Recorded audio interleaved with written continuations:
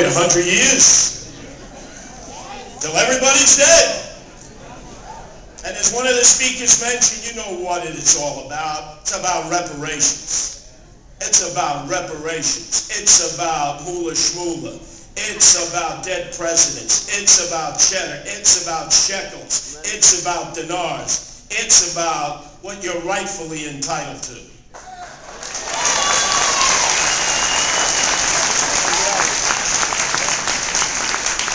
Now, let me take you on a little bit of a trip, because I have guardian angels now in 14 countries, 140 cities, so it takes me everywhere. And recently I was in Detroit, which could use a division of Marines coming back from Iraq and Afghanistan to protect the people there. And I was in a party store run by Chaldeans, Christian Iraqis. And whenever I'm in Detroit and I go into a party store, they immediately think that I'm Chaldean. Because the name Sliwa in Chaldean means crucifix. Their archbishop is named Sliwa. And I always have to disappoint them and tell them, no Chaldean blood, I'm Polish. Because Sliwa in Polish means plum, as it does in Ukrainian and Russian. But they say to me, you know, we saw on Armenian TV in Dearborn, you spoke for the Armenians. Why are you so close to the Armenians? And I look to the Chaldeans, every one of them who in this country are able to show their crucifixes. And I say, in Baghdad, you not only cannot show your crucifix, you have to hide your Christian identity. You have to literally sneak off to go to your church, to be able to go to your schools, to be able to exist, because they would have you executed if they could. Even though our own Army and Marines, 4,000 have died and shed their blood there. Many others have been injured in the line of duty, and we Americans have spent billions of dollars there, and still they would kill you in a heartbeat. That's why I support Armenians, just like I support Chaldeans. I don't have to be an Armenian or a Chaldean.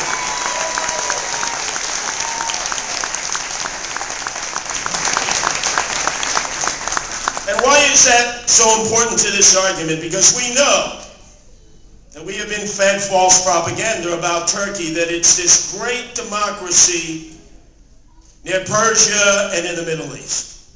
Freedom, elections, and I say to myself, freedom for who? Not for Armenians. Not for an Armenian to worship the faith of their choice. Not for an Armenian to have a business. Not for Armenians to have their own parochial schools. Not even for Armenians to keep an Armenian last name.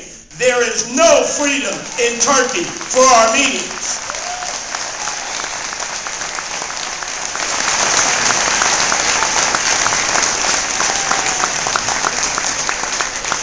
And yet the Turks would pretend to be enlightened and progressive. They want to join the European Union. We go to Europe, we go to America, we see the minarets, we see the mosques, because you have the freedom of worship.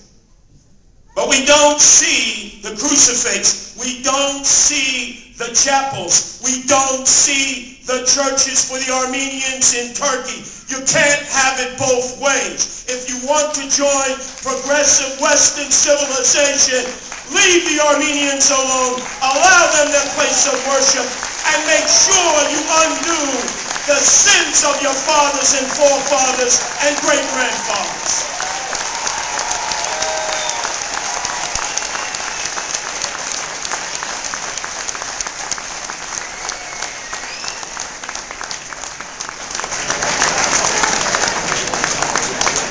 I'm not finishing it. Now you may have noticed, since I wear the red beret and red sateen jacket, that when the elected officials were speaking, and many of you were like seals applauding, oh please, enough of that.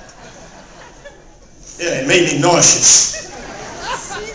And it didn't matter. It happened to be it was Schumer, it happened to be it was Lou, it could have been any Republican, didn't matter. But if you notice, I sat. I did not stand.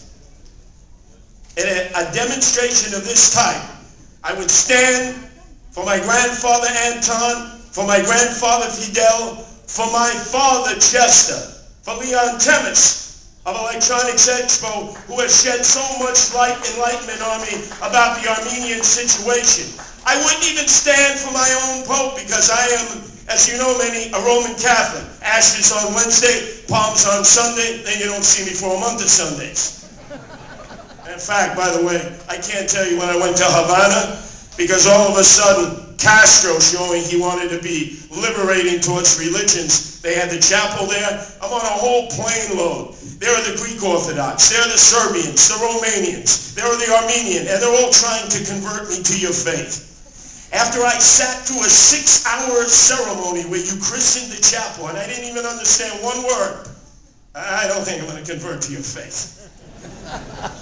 But you're based on hardcore, old rule ways. You haven't changed to modernize. You haven't changed your belief system. But the reason that I want to issue an order of protection to all of you Armenians is because you wait, and you believe in hope. You believe that one day a Mashiach is going to emerge amongst the Democrats and Republicans and do the right thing for you.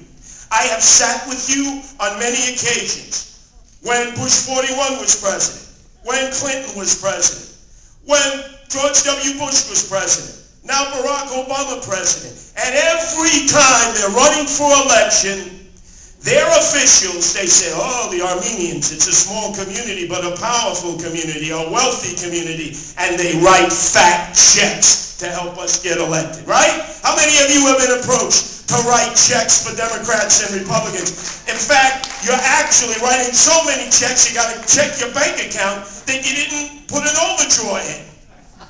And you always ask them, oh, and when you're president, you were going to go against the Turks, right? You were going to demand that they apologize for the Armenian genocide. And they all nod their heads, right? Like bubble dolls. Yes, yes, absolutely. And the moment they get into office, they have AT&T. You know what AT&T is?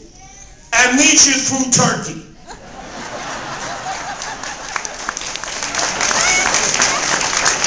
Oh, but they're our best allies. They're our only friends in Persia, in the Middle East. Right?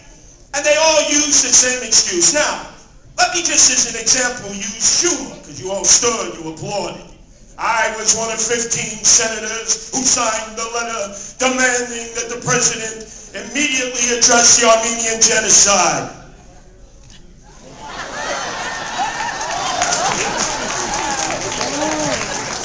Every year he writes the same letter. They all write the letter. But whether it's a president of his party, Barack Obama, or the Republican Party, George W. Bush, they take the same code of omer to the presidents. They never say the word genocide and repeat it over and over and over again. What about sanctions against Turkey? Not just Iran, until they get down on their hands and knees and apologize and pay reparations.